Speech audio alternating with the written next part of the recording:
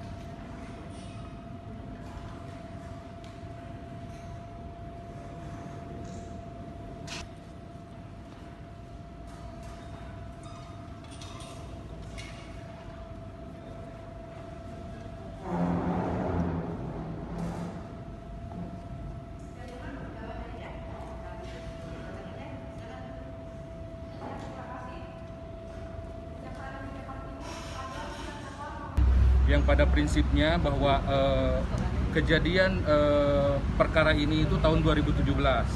Awal mula kejadiannya tahun 2017, sekaligus kita meluruskan pemberitaan di luar yang mengatakan bahwa ada penangkapan dan lain sebagainya minggu-minggu kemarin gitu, bahwa peristiwanya itu tahun 2017. Klien kami ini dituduh pasal 103, kurang lebih isinya itu membeli, menjual barang yang diduga hasil penyelundupan. Nah, mungkin di sini agak menarik perkara ini karena klien kami ini dituduh melakukan menimbun, membeli barang-barang yang diduga hasil penyelundupan. Cuman uniknya perkara ini harus ada predikat crime-nya dulu gitu. Siapa yang melakukan penyelundupan nanti mungkin ini akan kita kaji. Tapi selebihnya klien kami siap mempertanggungjawabkan apabila ada kekeliruan dalam pelanggaran penjualan itu. Di samping itu, klien kami juga telah menitipkan sejumlah uang apabila nanti dalam pembuktian ada pelanggaran yang dimaksud. Kita juga tadi sudah mendengar bahwa kerugian dari kepabeanan ini kurang lebih sekitar 26 juta. 11 juta dan 15 juta. PPN-nya 10%, PPh-nya 7,5%. Jadi totalnya ini 26 juta.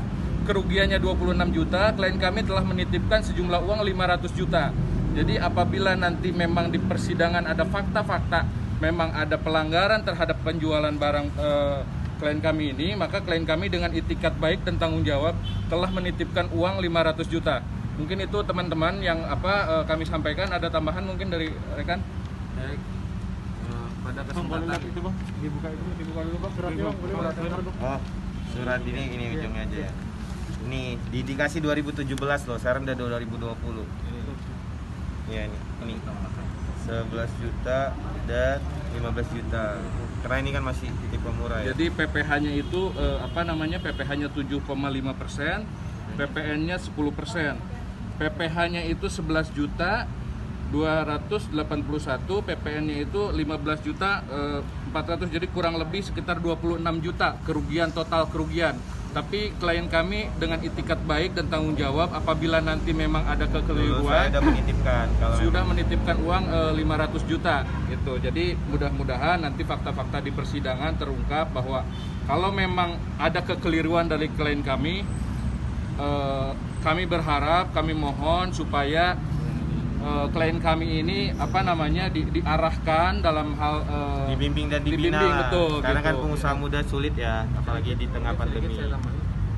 Ya, pada kesempatan ini juga perlu sedikit kami sampaikan dan kami tegaskan sebagaimana yang tadi telah disampaikan oleh rekan, bahwa perkara ini atau tempus deliktinya itu pada tahun 2017 di toko klien kami yang terletak di Condet.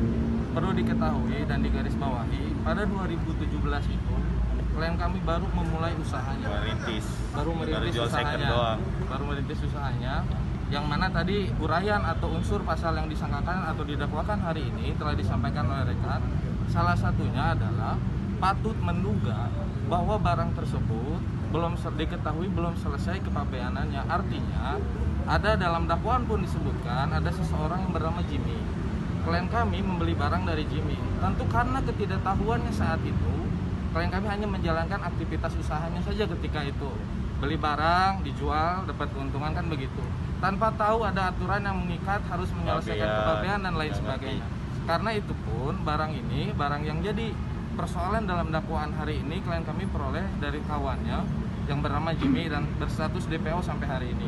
Kemudian yang kedua yang perlu kami tegaskan bahwa kan beredar pemberitaan yang seolah kami nilai merugikan atau menyudutkan klien kami bahwa PS Store seolah-olah menjual barang refurbished, ilegal dan lain sebagainya. Perlu dicatat ketidaktahuan klien kami itu terhadap barang-barang itu yang menjadi ilegal itu karena barusan. Karena orang yang menjual itu yang bernama Jimmy ternyata belum menyelesaikan pajak PPN dan PPh-nya. PPN-nya 15% atau 15 juta, PPh-nya 11 juta, sehingga menjadi negara tidak dapat menerima pajak 26 juta. Itu pun yang tidak atau yang belum menyelesaikan adalah Jimmy. Sementara klien kami ini dalam posisi orang yang membeli dan akan menjual kembali. Jadi itu hanya karena dia harus patut menduga tanpa bermaksud membela diri atau lain sebagainya bahwa memang betul waktu 2017 itu Bang Putra ini baru memulai usahanya. Kemudian ada harapan kami dari tim penasehat hukum ataupun dari klien kami sendiri untuk kedepannya, semoga nanti tuntutan dan putusannya klien kami dapat berkeadilan lah, setidaknya dengan beberapa alasan. Yang pertama, sebagaimana yang tadi disebutkan bahwa dari 2017 klien kami telah kooperatif dalam hal melakukan pemeriksaan dalam penyidikan itu. Setiap panggilan datang, setiap apa yang diminta diakomodir, termasuk itu diminta untuk menyerahkan titipan untuk membayar nanti di akhir jika dinyatakan bersalah. Terhadap yang 26 ini klien kami sudah titipkan uang sejumlah 500 juta. Kemudian dilakukan beberapa penyitaan termasuk rumah pribadi, terus ada uang kas ya Bang, uang kas, uang di rekening. Itu semua nanti dititipkan jika nanti dalam putusan dinyatakan bersalah itu menjadi aset recovery untuk pajak negara begitu. Kemudian yang kedua, klien kami ini tokoh muda yang menginspiratif saat ini. Hari ini beliau banyak menginspirasi orang-orang, sehingga harapan kami terhadap beliau ini dapat mendapat putusan yang seadil-adilnya kelak. Karena apa? Ada kekhawatiran jika tanpa bermaksud membela diri. Karena ketidaktahuannya kalau harus sampai seperti ini, khawatir nanti bibit-bibit muda yang akan berusaha ini takut. Tapi dengan kejadian ini klien kami jadi berbenah. Perlu diketahui hari ini bahwa tidak benar PS Store menjual barang ilegal. Boleh dicek ke toko ataupun di browsing di online bahwa pada hari ini tuh klien kami itu melakukan kerjasama dengan beberapa brand ternama khususnya handphone dan melakukan penjualan ya lumayan banyak karena itu pun ada penghargaan ya Bang, dan itu pun pajaknya dibayarkan setiap bulannya. Jadi itu harapannya ke depan, semoga klien kami ini dengan kejadian ini beliau sudah berbenah dan kemudian ke depan berharap mendapat putusan yang berkeadilan karena beberapa hal tadi yang sudah kita sampaikan. Dan perlu digarisbawahi itu bahwa perkara ini 2017, jadi tidak benar pemberitaan yang terjadi belakangan bahwa baru ditangkap, baru digerebek dan lain sebagainya. Kemudian nilai pajak yang harusnya dibayarkan oleh penjual ketika itu yang bernama Jimmy itu 26 juta, dan terhadap itu klien kami telah menitipkan secara sukarela uang kepada penyidik saat itu yang hari ini tercantum sebagai daftar bukti di berkas perkara. Mungkin itu secara materi hukumnya. Gimana Bang? Alhamdulillah karena kemarin ada ruang ya di podcast Om Deddy. Jadi yang gini, yang cinta PS Store, sayang PS Store tetap sayang. Yang benci mau kita jelaskan gimana pun mereka tetap benci gitu. Seperti itu. Tapi saya rasa alhamdulillah sih, kalau rezeki kan semuanya dari Allah ya. Tergantung sih, tetap konsepnya banyak sedekah, banyak rezeki. Ada kerugian berapa Bang? Kerugian ya? Kalau kerugian sih aku yang paling rugi apabila ini kan seperti pembunuhan karakter ya, karena seolah-olah baru ditangkap kan, padahal ini kejadian 2017 yang di-up di 2020. Jadi itu agak ganggu psikologi saya, istri saya, karena saya kan punya anak kecil ya, 2, masih baby kan. Jadi sangat mengganggu psikologi saya sih, mental saya terganggu karena ini seperti pembunuhan karakter. Karena sampai tukang bakso sendiri tahu kan. Tapi tukang bakso itu nganggapnya iya sanksi sosialnya yang luar biasa sih. Tapi kembali lagi ya, mau gimana pun makhluk yang tetap kuasa Allah yang bolak-balik hati. Jadi aku tetap Jadi nilai pembelajaran. pembelajaran lah buat aku, apalagi kan aku memulai usaha dari nol ya. Bukan dari orang tua, bukan dari orang kaya. Jadi ini pelajaran besar sih bagi aku. Halaman penurunan omset. Sebenarnya kan ini Covid ya. Covid memang pada nurun semua sih. Semua aspek nurun. Bahkan saya udah termasuk hebat kan bisa mempertahankan usaha di saat Covid maupun di saat badai seperti ini. Gitu. Karena memang aku udah survei banyak pedagang bahkan sekelas perusahaan gede sekalipun dia bisa bangkrut loh di keadaan Covid atau perekonomian yang saya rasa ini udah resesi sih. Gitu. Pak, artinya berarti tetap merasa dijebak Pak ya sampai sekarang? Enggak lah, saya nggak mau ngejebak siapapun, nggak mau nyangkut siapapun. Baru bisa mengomentari aja. Nggak bisa mengomentari apalagi Terkait menjebak. pernyataan Bapak yang waktu itu pernah bilang merasa dijebak, bagaimana Pak? Apa ditarik lagi? Itu belum ada pernyataannya? preskon. Kita yang ada belum rilis rilis. itu. Ya, Hanya yang ada. mungkin teman-teman yang tahu bagaimana perjalanan usahanya mungkin menarik kesimpulan dan dimuat berita, tapi belum ada rilis secara resmi dari Pak Putra menyatakan dijebak. Terkait yang video viral itu berarti bukan? Bukan, itu kan diambil cuplikan-cuplikan. Kalau yang saya baru preskon baru ini kedua, satu ke tempat Om Deddy kemarin. Sikap resmi kami begitu, Baru ini menyerahkan proses resmi. hukum dan berharap ke depan mendapat putusan yang adil karena beberapa hal yang telah disampaikan itu aja mungkin. Iya. Mungkin di luar hukumnya kita belum bisa berkomentar gitu. Komentar. Nanti ke depannya Cuman, kita dakwaannya tadi kan udah baca kan bahwa ini 2017. Itu poinnya. 3 tahun lalu.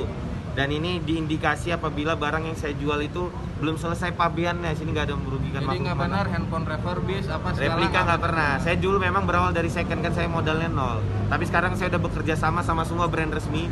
Bahkan boleh cek kita datanya banyak banget, ratusan unit per bulan dan bayar pajak setiap bulannya.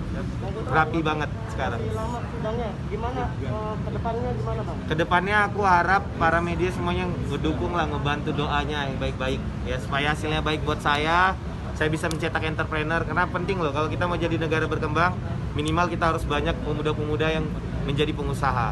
Kalau misalnya pemuda jadi pengusaha nggak ada nanti sulit ke depannya. Bang, izin satu lagi, akan menghadirkan saksi peringatkan. Saksinya saksi-saksi sejarah lah bahwa ini memang 2017 terus Ada berapa saksi peringatkan yang akan dihadirkan? tadi nanti kita dibahas. kaji apakah memang kita perlu menghadirkan ahli juga dari pihak kami gitu ya. Sementara ini saksi-saksi memang yang sudah ada di dalam daftar saksi di pihak jaksa penuntut umum. Tapi apabila nanti di kemudian hari memang perlu nanti saksi-saksi tambahan, mungkin nanti kita pertimbangkan gitu ke depannya. Iya. Akan ada saksi ahli enggak, Bang? Kita pertimbangkan nanti ke depan apakah memang perlu itu ahli, karena memang dari pihak jaksa juga ada ahli nanti. Nah, nanti kita pertimbangkan, nanti kita diskusikan dengan tim apakah memang ahli itu perlu kita hadirkan. Kalau memang perlu pasti kita akan menghadirkan ahli. Tapi yang supaya jelas berimbang. kemarin memang nggak tahu ya bahwa ini 2017 kejadiannya. Itu saya rasa mudah-mudahan media bisa meluruskan ya bahwa ini 2017 dan saya kooperatif kalau memang itu diindikasi belum selesai pabeannya saya mau menyelesaikannya gitu. Bahkan saya menitipkan uang di 2018 seperti saya kumpulkan uang bahkan kumpulkan untuk itu. Terima kasih ya semua, sehat-sehat.